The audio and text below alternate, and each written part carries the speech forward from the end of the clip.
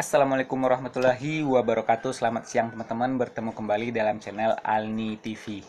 Nah, pada kesempatan kali ini teman-teman, saya ingin mengajak kalian semua untuk membahas tentang salah satu makanan paling enak di dunia, yaitu rendang atau biasa disebut dengan randang. Bagaimana sejarahnya serta bagaimana filosofi randang ini dalam masyarakat Minangkabau. Tonton terus video ini sampai habis dan jangan lupa dukung terus channel ini dengan cara like, komen, dan subscribe. Oke, dalam hitungan 3 kita sama-sama subscribe.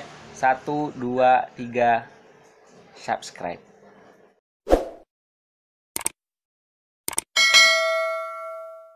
Oke teman-teman, sebelum kita membahas tentang sejarah rendang dan kenapa makanan paling enak di dunia ini dinamakan dengan rendang, terlebih dahulu kita akan membahas tentang filosofi yang terkandung pada rendang ini bagi masyarakat Minangkabau. Jadi dalam memasak rendang ini terdapat filosofi musyawarah dan mufakat teman-teman, di mana musyawarah dan mufakat itu merupakan landasan yang paling utama bagi masyarakat Minangkabau dalam mengambil suatu keputusan.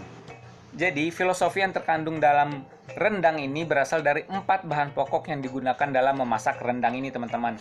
Yaitu yang pertama adalah daging atau orang Minang menyebutnya dengan dagiang, yaitu daging sapi atau daging kerbau.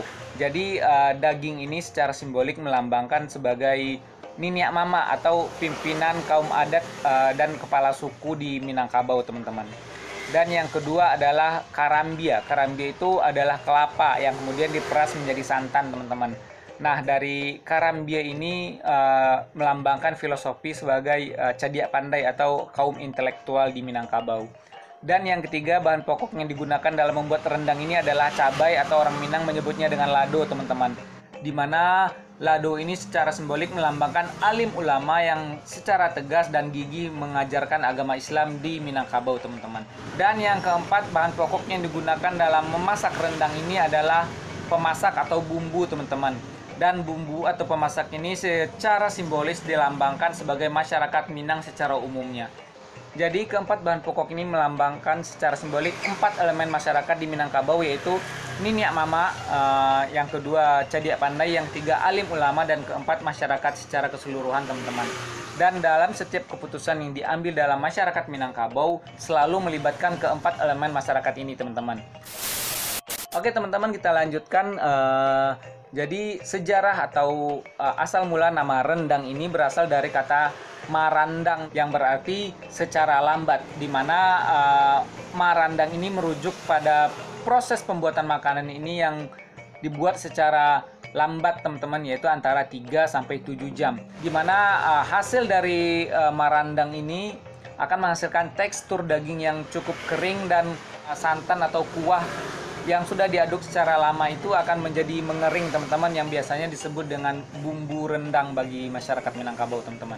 Dalam tradisi Minang, rendang atau randang ini memiliki posisi yang paling tinggi di antara hidangan atau makanan-makanan lainnya teman-teman.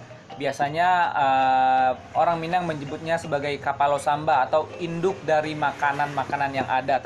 Sebagai kapalo samba atau induk dari makanan yang memiliki posisi tertinggi di antara makanan-makanan lainnya, rendang merupakan hidangan wajib yang selalu ada pada setiap acara-acara perayaan adat, hari besar keagamaan, atau acara pesta dan acara-acara lainnya teman-teman.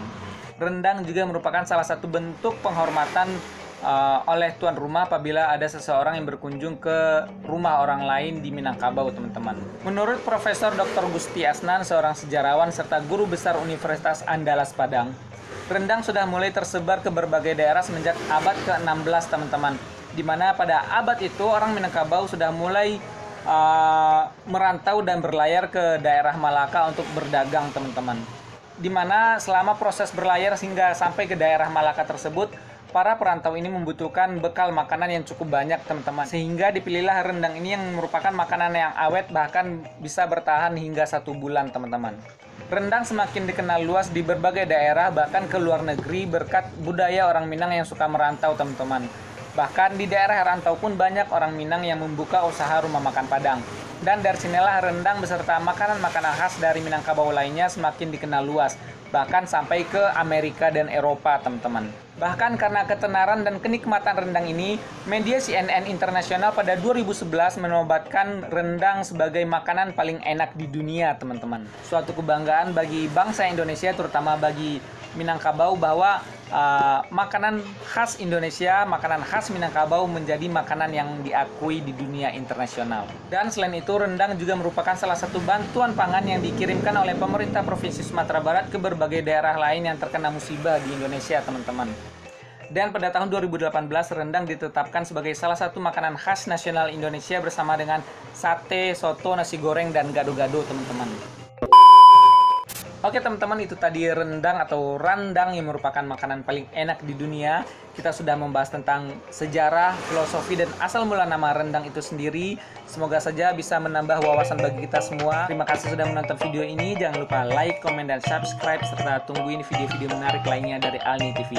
Terima kasih. Assalamualaikum warahmatullahi wabarakatuh.